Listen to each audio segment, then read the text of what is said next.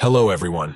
Today we're going to talk about a fantasy drama film called Powder from 1995. Enjoy your viewing. A pregnant woman who had just been struck by lightning was brought to the hospital. Unfortunately, she could not be saved, but she managed to give birth to an albino boy. The father asked to see his newborn, who was placed in an incubator.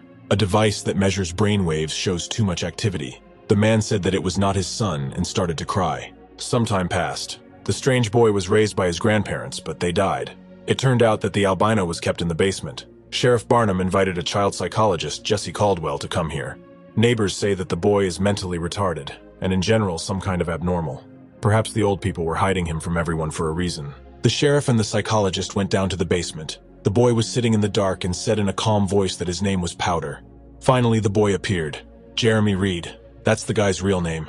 The sheriff could not take his eyes off such an unusual person. Jeremy says he can stay outside as long as the sun is not too high. He has a painful sensitivity to light. Sometimes even dark glasses do not help. Powder never went to school, although he loves to read. He has a phenomenal memory. The guy asked Jesse to name any page in the book, and he told him exactly what was written there from memory. He knows by heart all the books in his considerable collection. Powder, wearing dark glasses and an old grandfatherly suit, left the basement.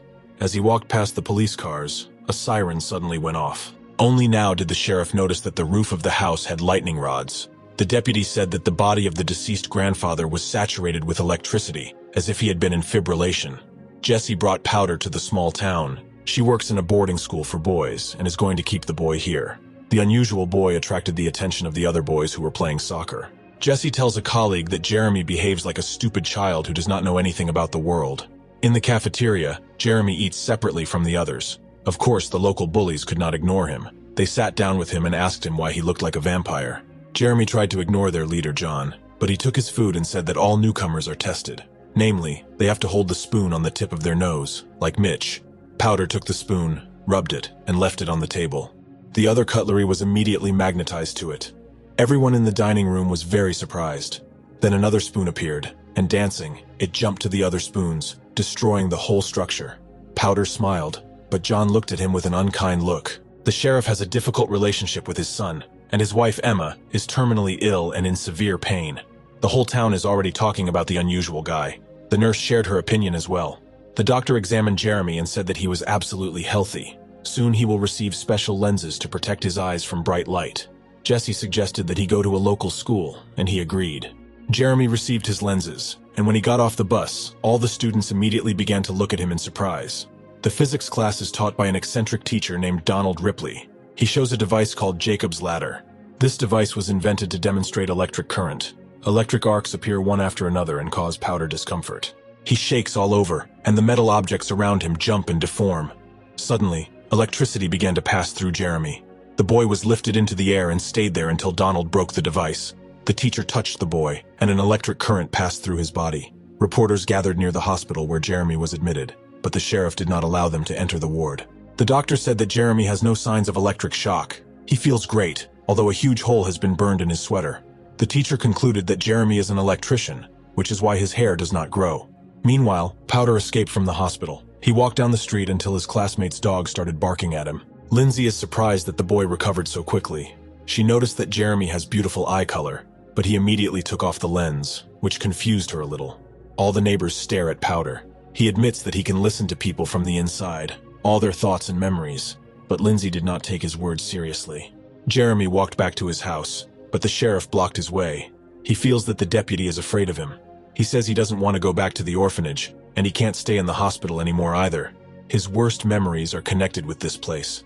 Meanwhile, a professor arrived from the Ministry of Education. The fact is that Jeremy passed an IQ test with a phenomenal result. The interesting thing is that he got all his knowledge from books. He is not allowed to watch TV, because all the equipment next to him breaks down, and he feels sick. Tests have shown that Jeremy has the highest level of development in the history of mankind, but the boy doesn't care. The only thing he wants is to return to the farm. He also knows that the professor really thinks he's a fraud and came here just to prove it. Jeremy got angry, and all the equipment around him broke down. The boys from the boarding school went on a hike under the supervision of the sheriff and his assistant. Powder did not want to go. A thunderstorm was approaching, and he could feel it with his whole body. In the past, lightning killed his mother. He personally remembers how it happened. In the forest, all the lizards that were nearby came running to Jeremy. He also felt Mitch and John coming up to him from behind. John had a rifle in his hands and was aiming at Jeremy, but suddenly he heard a shot from a sheriff's deputy. He killed the deer and he was very happy about it. The animal was dying. Jeremy touched the deer and grabbed the hunter's hand. He made the killer feel what his victim was feeling. The man fell to the ground and screamed in pain. Jeremy let go of him only when John had almost killed him. This pain and suffering was passed on to Powder. Jeremy told the sheriff and the psychologist that he did not attack the hunter. He just helped him see the light and realize what he was doing. And he doesn't want to see anyone else, not even Jesse, who only pretends to be his friend. The guy smashed his office with his mind. All he wants is to go home. The doctor suggests that the sheriff take his wife back to the hospital, but she asks to stay at home. She's hopeless, but Barnum can't let her go. Upset, Jeremy sat alone in the dining room in the evening. A physicist approached him. Donald is fascinated by the unusual student. He thinks that the boy is almost entirely made up of energy, and his mind is at a level of development that is millennia away. He is like a messenger from the future.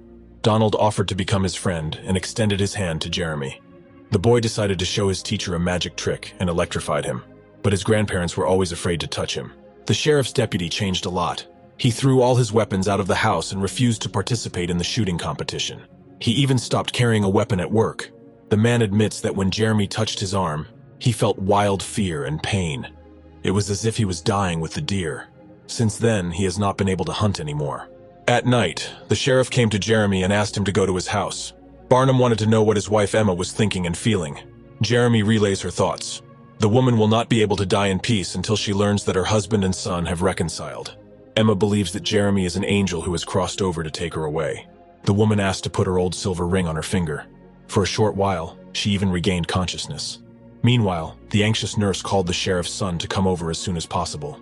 The father came out and hugged his son tightly. Finally, Emma was able to go to heaven in peace. Jeremy came to the town fair. As usual, everyone stared at him. Powder reads people's minds. They think he just destroyed Emma. He tells Lindsay that all people think they live apart from everything, but each of them is a part of this world. Jeremy touched Lindsay and let her feel his heartbeat, read his thoughts, and plunge into his memories. His father thought Jeremy was ugly and always denied that he was his son. But according to Lindsay, he has the most beautiful face in the world. The girl kissed Jeremy, but they were interrupted by her father, who attacked the boy. Jesse managed to intervene before the man could get his hands on her. Powder felt like the loneliest person in the world again. He was not going to stay at the boarding school any longer. He packed his things and was about to leave for the farm, but decided to go to the gym again and watch the other boys. There he saw Sky in the shower. For this, John began to mock the boy and took his hat. Suddenly, Jeremy said the words that his drunken stepfather had said to John. His stepfather had beaten John all his childhood, so he grew up so angry. The big man got angry and pushed Powder against the wall. Suddenly, there was a clap of thunder. The scoundrel saw that Jeremy was frightened by this, and with his friends, he dragged him outside. Only Mitch is trying to stand up for Powder, but John is not going to stop. He stripped the poor guy naked and began to mock him. Later, John pushed Jeremy into a muddy puddle. After that, the two fools picked him up. Lightning struck right above them. The powder began to attract all the metal objects the hooligans were wearing. Suddenly, Jeremy seemed to explode with energy and scattered everyone in all directions. The guys got to their feet, and John's heart stopped. Powder went over to him and began to beat his chest with electric charges to get his heart going again. Jeremy managed to do it. Mitch promised that he would help him escape from the orphanage. Jeremy hid in the car and drove it to the farm. He finally got home and went down to the basement. Soon Jessie came here and found the boy in a completely empty room. Everything the boy had ever owned had been taken from there. She promises Jeremy that if he comes with her, they will definitely figure something out. Donald volunteered to help them, but they didn't have time to escape. The police arrived. Jessie asks the sheriff to just turn away and let them escape. Thunder rolled again. The sheriff took his partners aside and ordered him to get out of here. For some reason, Jeremy did not get in the car with Jessie. He told the sheriff that his wife hadn't gone anywhere. She's everywhere. Powder ran into the field, arms outstretched. Suddenly, lightning struck right at him. Jeremy ran and was filled with energy until he dissolved in a bright flash of light. A powerful impulse passed through the people. Powder became part of the whole world. It turned into pure energy, which no longer needed a human shell. If you have watched the video so far, you should know that I am happy to have viewers like you. Thank you for watching to the end. Subscribe to the channel and follow the news. Klontsak Recapped was with you. See you soon.